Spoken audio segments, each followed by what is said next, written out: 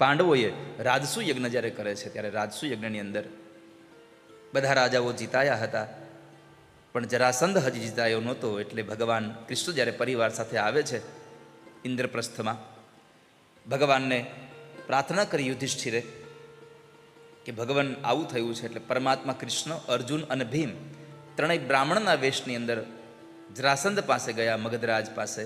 ત્યાં જઈને યુદ્ધ માગ્યું અને એ યુદ્ધની અંદર જરાસંધે કહ્યું કે હું યુદ્ધ આપીશ, પણ કૃષ્ણ તમને નહીં, અર્જુન તને નહીં, ભીમને યુદ્ધ આપીશ. ભીમ સાથે પરમાત્માએ એનું યુદ્ધ કરાવ્યું અને પરમાત્માએ પોતાની ઈચ્છાથી જ ભીમના હાથે જરાસંધનો ઉદ્ધાર કરાવી અને એનું રાજ્ય એના દીકરા સહદેવને સોંપી દઈ અને જરાસંધનો ખાલી માથાનો મુગટ લઈને આવી ગયા. હવે અહીંયા રાજસુ યજ્ઞની અંદર બહુ મોટી સભા ભરાણીને એમાં એક પ્રશ્ન ઉદ્ભવ થયો કે આટલો મોટો યજ્ઞ થાય છે તો આ યજ્ઞમાં આપણે કોને અગ્રપૂજા માટે નિમિત્ત કરીશું? પહેલી પૂજા કોની કરવી જોઈએ? ઘણા બધા ભગવાનના નામ આવ્યા હતા, પણ એમાં એક નામ ભગવાન કૃષ્ણનું હતું. બધાને આ નામ ગમ્યું, પણ બધાને ગમે એટલે બધાનામાંથી જેટલા બેઠા હોય બધાને ગમી જાય એવું ન હોય. તમારું અમુક કામ તમારી આજુબાજુવાળાને ન ગમતું હોય, એને ગમે નહીં. ઘણા લોકો નથી હોતા, દાન કોઈક બીજો દેતો હોય, દાનનો સ્વીકાર એ કોઈક બીજું કરતું હોય, અને જીવનો બળતરા અમુક કરતા બેઠા બેઠા હવે આ કેટલું દાન દે. દાન કરે તો નહીં, પણ દાન આપી જોઈ ન હોગે. એક જણો બજારમાંથી રોતો રોતો ઘરે આવ્યો. એના પત્નીએ પૂછ્યું કે કેમ, શું થયું, કેમ રોવો છો, કાંઈ દુઃખ થયું? કાંઈ કાંઈ નહીં. અરે પણ તમે રડો છો કેમ, કાંઈ ખોવાઈ ગયું તમારું કાંઈ? ના ના. તે પત્ની સામે આવીને પૂછ્યું કે તમારાથી કોઈને દાન દેવાઈ ગયું? તો ઓલો પૈસા ના ના ના, દાન નથી દેવાનું. તો પછી તમે રોવો છો શું કામ એને? અરે હું આયલો આવતો તો એક જણે 1 રૂપિયો દાનમાં આપ્યો, ભિખારીને જોવાઈ ગયો છે કે. હવે લ્યો, 1 રૂપિયો કોકે દાનમાં આપ્યો, જોઈ ગયો તો આંખમાંથી આહુડાની ધાર થઈ, એ હવે હું દાન દઈ દેવાના? તો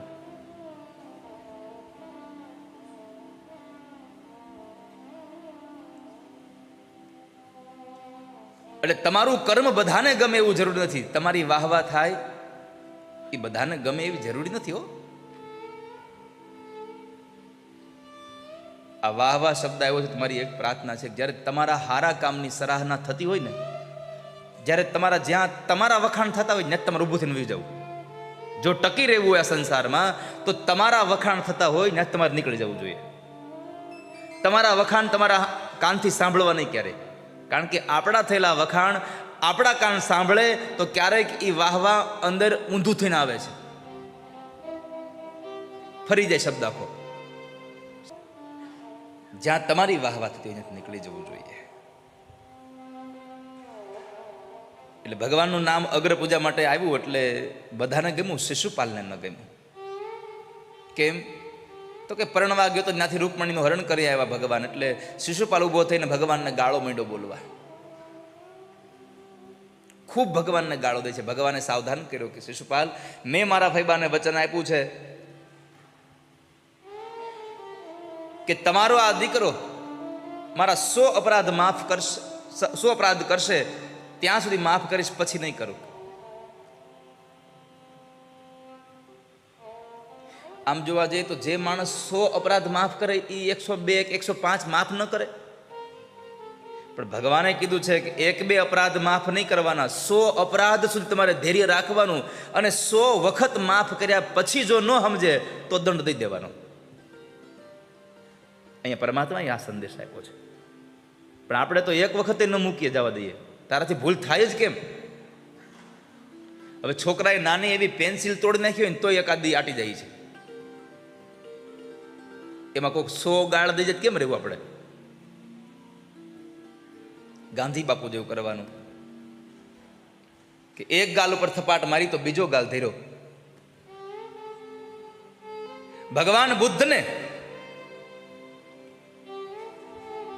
ચાલ્યા આવતા હતા સ્નાન કરીને, એક માણસ એના મોઢા પર થૂકે છે, સ્નાન કરી આવ્યા, થૂકે છે, સ્નાન કરી આવ્યા, વળી પાછા આવ્યા, વળી થૂકે છે, વળી પાછા આવ્યા. એટલે પેલા માણસે કીધું કે હું તમારા પર થૂકું છું, તમે કાંઈ બોલતા કેમ નથી? અને ત્યારે ભગવાન બુદ્ધે કીધું કે ભાઈ હવે તમારે કાંઈ કહેવું છે? હવે તમારે કાંઈ કહેવું છે? ત્યારે માણસ રડવા લાગ્યો. તોય ભગવાન બુદ્ધે કીધું કે હવે તમારે કાંઈ કહેવું છે? અને માણસનું આખું પરિવર્તન થઈ ગયું. આ સંસારમાં સામેનો માણસ બદલાઈ ન જાય ત્યાં સુધીની ધૈર્ય રાખવાની તૈયારી માણસમાં હોવી જોઈએ. આવી કથાઓ આપણને સમજાવી રહી છે. એક અપરાધ આપણો કરે અને આપણે ગુસ્સે થઈ જાય એવું નહીં. જતું કરો, જવા દો, જવા દો. બને ત્યાં સુધી માણસને માફ કરતા જાઓ. ક્ષમા વીરસ્ય ભૂષણમ. ક્ષમા કરી દેવું એ મોટી વીરતા છે. કોઈ અપરાધ કરે અને દંડ આપો એમાં મહત્તા નથી, એમાં મહાનતા નથી તમારી. તમારો અપરાધ કર્યો છે, દંડને પાત્ર છે, અને છતાં એને માફ કરી દો ને એમાં તમારી મોટાઈ છે. દંડ તો બધાય આપી શકે, પણ માફ તો કોઈ મોટો દિલદાર હોય તો જ કરી શકે. જતું તો જ કરી શકે માણસ. પણ હું કામ એને જવા દઉં? મૂળ તો ત્યાંથી જ થાય છે. ઓલું ઈગો ઊભું થાય છે ને ત્યાંથી. નાનો એવો અંગૂઠા જેવડો ઈગો ઊભો થાય અને આખી પથારી બદલી નાખે. મારું આમ કેમ કર્યું, હું આમ હું કામ કરું? સાસુમાં એ 2 વેણ વહુને કીધા હોય એટલે વહુ હામાં 4 ન સંભળાવે ત્યાં સુધી એને મજા જ ન આવે. હા, વહુથી કાંઈક ભૂલ થાય એટલે સાસુમાં કંઈક બોલ્યા વગરના રહી ન ગયો. અરે હાથમાંથી ખાલી એક વાટકો પડી ગયો હોય તો એમ કે લે. અમુક ને તે હોય ખાલી એક એવો શબ્દ મૂકે ને કે બીજું વાહ કાંઈ બોલે નહીં તો આપણા કાળજું તૂટી જાય એવા શબ્દ મૂકી દે. અમુકની માસ્ટરી હોય એમાં. એકવાર બાપ દીકરો 2 હોલમાં બેઠા હતા. રસોડામાં હાહુઓ 2 કામ કરતા હતા. એક બરણી ફૂટી, અવાજ આવ્યો. 2-3 મિનિટ માટે આમ એકદમ કીપ સાયલન્ટ બધું. એટલે બાપાએ કીધું બેટા જોતો આ અંદર બરણી ફૂટી, કોનાથી ફૂટી? છોકરાએ બહુ સર્જાવ્યો, પપ્પા મારા મમ્મીથી, મારા મમ્મીથી. અરે પણ તું બેઠો બેઠો ભગવાન છો? અરે હા, બરણી ફૂટી પછી કાંઈ અવાજ આવ્યો?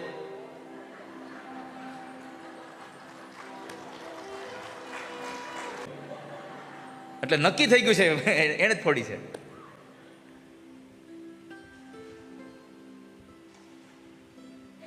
પણ અહીંયા ભગવાન કૃષ્ણ શિશુપાલની 100 ગાળો માફ કરીને પણ એને ક્ષમા આપેનું એકમાત્ર કારણ છે. ભગવાન સંદેશો આપે છે કે કોઈ પણ સંસારનો માણસ આપણી ભૂલ કરે, ભૂલને પાત્ર છે, દંડને પાત્ર છે, છતાં 100 વખત માફ કરવું. અને 100 વખત માફ કર્યા પછી જો ન સમજે ને તો પછી એને ભગવાને 100 ગાળો માફ કરી. 101 ગાળ જ્યારે શિશુપાલ આપે છે ત્યારે પરમાત્માએ એનું મસ્તક છેદન કર્યું. પછી ભગવાનના એ યજ્ઞની અંદર પરમાત્માને બધાને સૌના કામ સોંપવામાં આવે છે. એમાં ભગવાન કૃષ્ણએ પાંડવોના પક્ષ તરીકે થઈ અને દુર્યોધનને એમ કીધું કે દુર્યોધન તમે આ યજ્ઞમાં શું સેવા કરશો? એટલે ભગવાને કે તમે જે કહો એ કરી દો.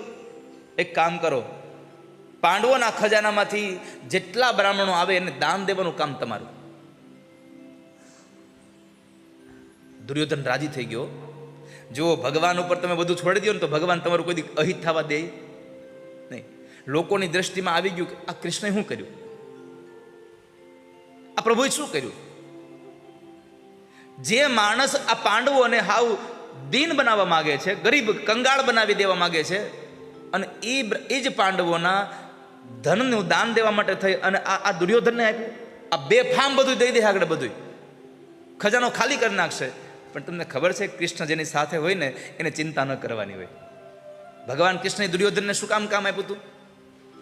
એને ખબર હતી કે દુર્યોધનની ઈચ્છા છે કે આનો ખજાનો ખાલી કરી નાખો છે.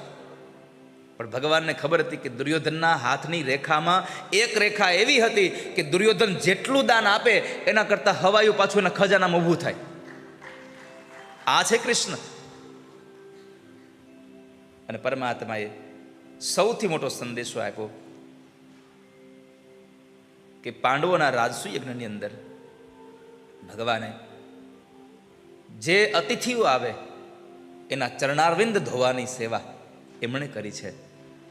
બ્રાહ્મણો જમી લે તો એની હેઠી પતરાવાળી પરમાત્માએ ઉપાડી છે અને પોતાના પત્નીઓને કીધું કે સાંભળો દેવીઓ, આ યજ્ઞશાળાની સફાઈ તમે કરો, યજ્ઞશાળામાં ઝાડુ તમે કાઢો. તમે વારે વારે કહ્યું છે, દરેક કથામાં યાદ કરાવું છું, આજ પુનઃ યાદ કરાવું છું કે ભગવાનના મંદિરમાં જઈ ડોનેશન બોક્સમાં તમે કદાચ 5-25 રૂપિયા ન નાખી શકો તો કાંઈ નહીં, પણ પરમાત્માના મંદિરે જઈ અને ક્યારેક થોડાક નાની એવી જગ્યાએ મેં કચરું પોતું કરશો ને તો મારો ભગવાન તમારી સેવાનો સ્વીકાર કરશે. ભગવાનને બુહારીની સેવા બહુ ગમે છે. ઠાકોરજીના મંદિરને સાફ કરો છો, જેમ તમે રોજ ઘરને વાળી ચોળીની સફાઈ કરો છો ને, તો અઠવાડિયામાં એક વખત એવી પણ સેવા કરવી કે આપણે એક વખત અઠવાડિયામાં ભગવાનના મંદિરે જઈ અને આજુબાજુમાં ભલે ને ગમે તે ભગવાનનું મંદિર હોય, એવું જરૂરી નથી કે આપણે જે ભગવાનને માનીએ છીએ એ જ ભગવાનનું મંદિર, તો સ્વાર્થીલા કહેવાય. આપણે જેને ઓળખો છો એને મદદ કરો તો એમાં મહાનતા નથી. તમે જેને ઓળખતા નથી એને પણ મદદ કરી દો તો એ તમારી મહાનતા છે, એ તમારી મોટાઈ છે. સાધુમાં કરુણા હોય છે અને સંસારીમાં દયા હોય છે. દયા અને કરુણામાં ફેર એટલો છે કે તમારા ઓળખીતા લોકોને જે મદદ કરો એ દયા છે અને જેને ઓળખતા નથી એને મદદ કરો એ કરુણા છે. માણસ કરુણામય બનવો જોઈએ તો તમારું જીવન સાર્થક થાય.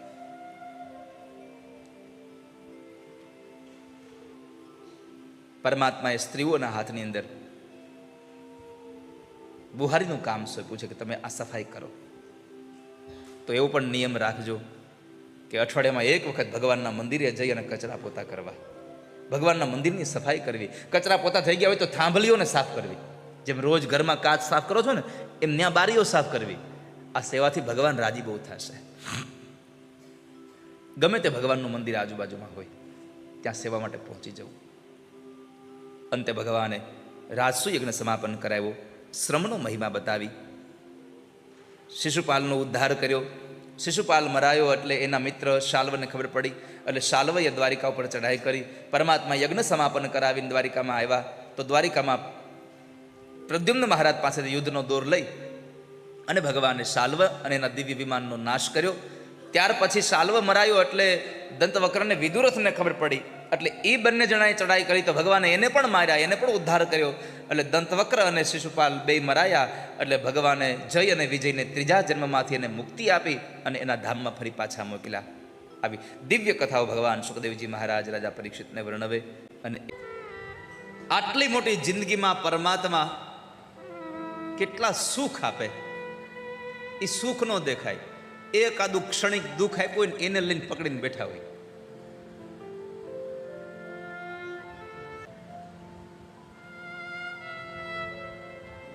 દર્દ કો દર્દ ને ગાયા વિના રોયા કરો.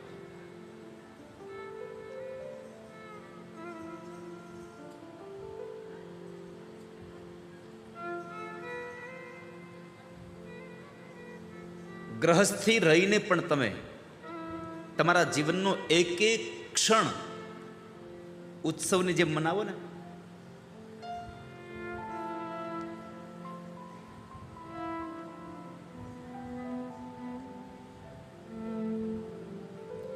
કબીરજી મહારાજ હતા, આખું જીવન ઉત્સવ, જે થાય એ ઉત્સવ.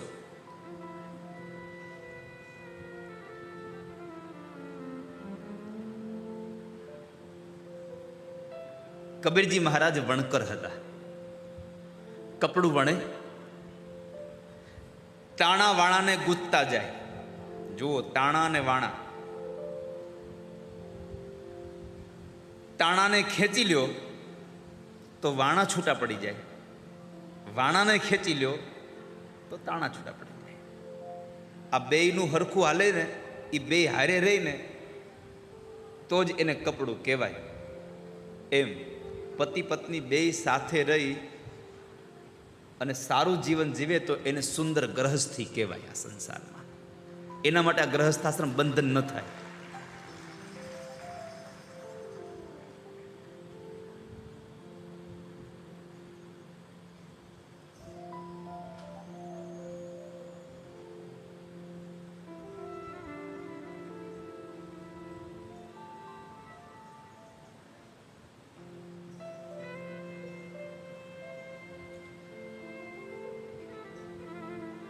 માત્ર તાણા ને વાણાને ગૂંથતા જાય એમ નહીં, મનના વિચારોને પણ ગૂંથતા જાય છે પરમાત્મા સાથે. ભગવાનનું નામ લેતા જાય છે. કબીર મહારાજને એક આદત હતી, જેટલા સંતો આવે ને એને મળવા, સત્સંગી જીવ હતો એ. એટલે જેટલા લોકો એને મળવા આવે સંતો, એ બધાને એક જ વાત કે બાપજી ઉભારો, જમીન જાઓ, જમીન જાઓ, જમીને જાઓ. એમાં એક વખતના સમયે ઘરમાં એક વસ્તુ કંઈ ફૂટી કોડી નહીં, અનાજનો એક દાણો નહીં. અને મહાત્માજી આવ્યા, મહાત્માજીને કીધું બેટા બાપજી જમીન જાઓ. બેટા કમાલ, સાધુ પુરુષો પધાર્યા છે, પ્રસાદ લેતા આવો. હવે કમાલે વિચાર્યું આમાં છે ક્યાં કાંઈ.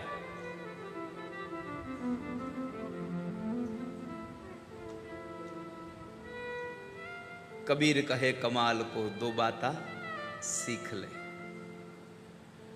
कबीर कहे कमाल को दो बाता सीख ले. कर साहेब की बंदगी भूखे को अन्न दे. कर साहेब की बंदगी.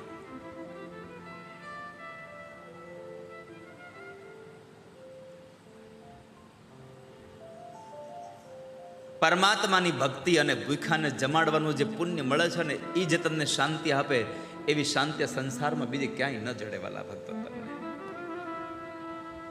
તમારા 5 લાખ રૂપિયા તેજુરીમાં પડ્યા હોય, તમને ખબર છે કે મારી તેજુરીમાં 5 લાખ પડ્યા છે, એ 5 લાખ પડ્યા છે એ જેટલું સુખ ન આપે, એના કરતાં વધારે સુખ એ 5 લાખમાંથી 5000 કાઢી અને કોઈ ગરીબોને રસોઈ બનાવીને જમાડો ને, એ 5000નું સુખ તમારા હૈયાને ઠારે છે.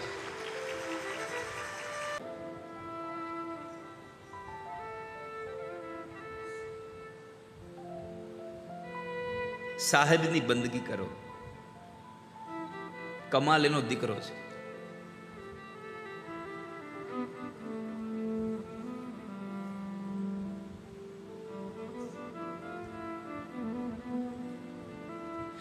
પિતાજીને કીધું, પિતાજી મારો વિરોધ નથી હો, પણ અનુરોધ છે તમને. ખાલી આમને ફોગટના નોતરા દીધા ન કરો, હેરાન મારે થવું પડે છે, ઘરમાં કાંઈ હોતું નથી. અને કેટલાય દિવસે આપણો તાકો તૈયાર થાય. હવે તાકો તૈયાર થઈને વેચી આવીએ, પછી એમાંથી કંઈક પૈસા આવે તો એમાંથી આપણે જીવવાનું, સંતોને જમાડવાનું ક્યાંથી કરવું બધું? આપણે કરોડપતિ તો છીએ નહીં. કબીર સાહેબ કહે છે કે બેટા, આંગણે આવ્યા હોય એને જમાડવા જોઈએ, એ આપણી ફરજ છે. એને ખાલી હાથ ન જવા દેવાય. પણ લાવવું ક્યાંથી પૈસા ન હોય તો? અરે બેટા, ઉધાર લઈ આવાય બાજુમાંથી, ગામમાંથી. પિતાજી ઉધાર કોઈ દેવું જોઈએ ને. પાડોશી જાણી ગયા છે કે આ તો કાયમનું થયું છે. અને વારંવાર હવે પાડોશી કેટલાક બદલવા.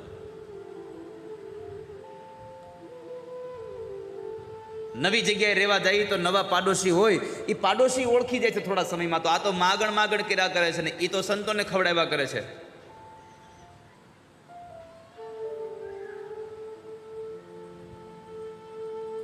અને વારે વારે પાડોશી બદલે ને, એને જોજો ઘરમાં શું થાય ખબર છે? વારે વારે પાડોશી બદલે એને શું થાય ઘરમાં ખબર છે? એના ઘરના વાસણ ઉપર એના નામ કરતા બાજુવાળાના નામ બીજા હોય.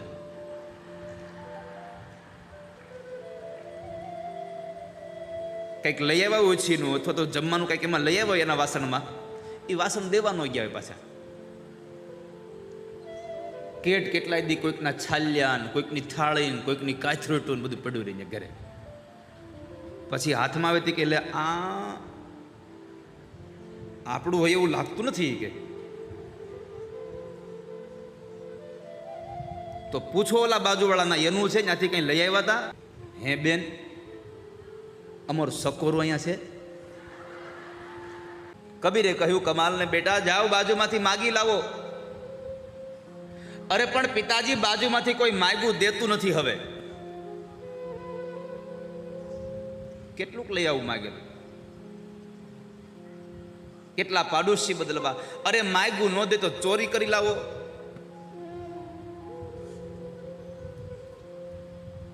તે કમાલે પૂછ્યું, પિતાજી ચોરી કરવાની? તો કબીર સાહેબે કહ્યું, અરે હા, એમાં શું છે? આટલું બધું ગંભીર થઈને કેમ પૂછે છે? ચોરી કરવાની?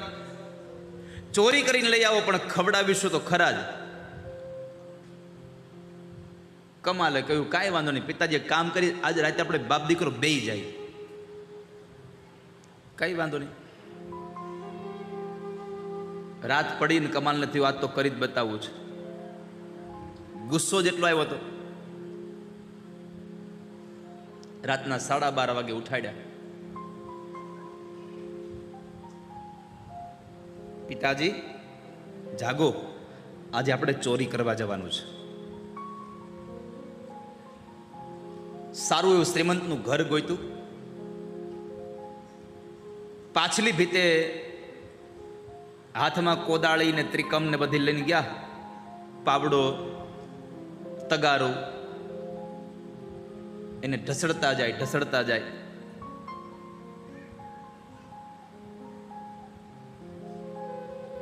બાપ દીકરો બે ગયા અને બાપાએ કીધું કે હેલા એ શું કરે છે? કડ ચાલુ હવે.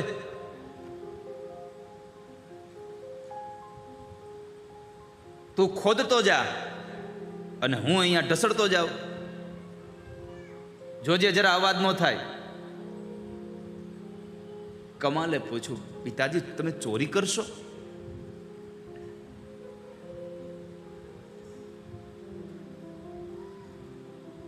કબીર સાહેબ કહે છે, અરે હા, પણ તને કહ્યું તો ખરું, એમાં શું નવાઈ છે?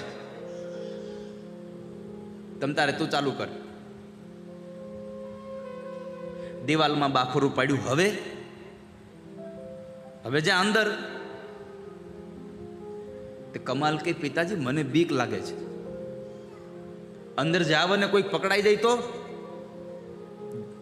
આખો ખસ. લાવ હું પેલા જાઉં. કબીર સાહેબ પેલા અંદર જાય છે અને કમાલીની પાછળ જાય છે.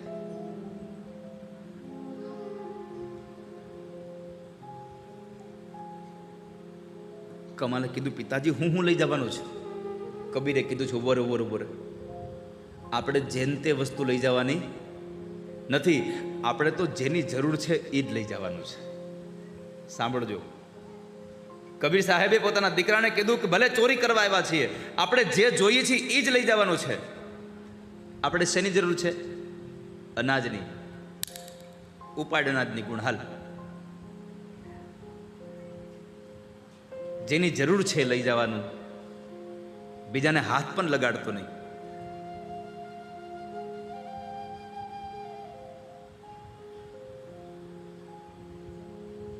બીજું કઈ અડતો નહીં.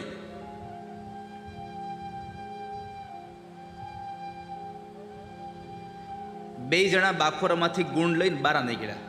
હવે સાંભળજો, બાપ દીકરો બે બહાર નીકળ્યા અને પછી કબીર મહારાજે કીધું, કમાલ ઉભો રે બેટા.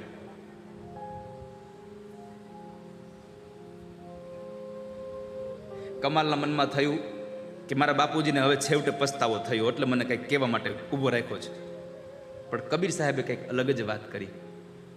બેટા કમાલ, અંદર જા. ઘરધણીને જઈને કહી આવ્યો, અમે ચોરી કરીને જઈએ છીએ. બિચારોનો ઘરમાં શોધે નહીં ને, દુઃખી ન થાય. કમાલ કે છે, ચોરીની વિદ્યામાં આવું તો ક્યાંય લખ્યું નહોતું કે ચોરી કરી પછી ઘરધણીને કહેતું આવવાનું પાછું.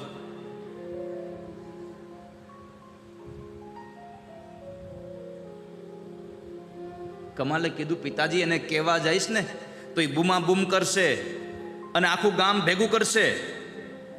અને આખા ગામને ભેગું કરશે તો ચોર તરીકે હું ને તમે આખા સમાજમાં પ્રસિદ્ધ થઈ જશું, આબરૂના કાકરા થઈ જશે. અને અત્યારે સાધુ સંતો તમારું નામ સાંભળીને તમારી પાસે આવે છે, પછી કોણ આવશે? અને ત્યારે કબીર સાહેબે કહ્યું કે બેટા તો બહુ સારું. ગામમાં આપણી આબરૂ વહી જાય અને કોઈ મારી ત્યાં આવે નહીં નામ સાંભળી તો બહુ સારું. કેમ? તો કોઈ આવે નહીં, હું કોઈને આમંત્રણ દઉં નહીં અને તારે કઈ રસોઈ બનાવી નહીં, એને આપણો ઉત્સવ આમ મનાવ્યો જાય. આ કથા એટલું સૂચવે છે, બધી જ પરિસ્થિતિને તમે ઉત્સવથી મનાવો.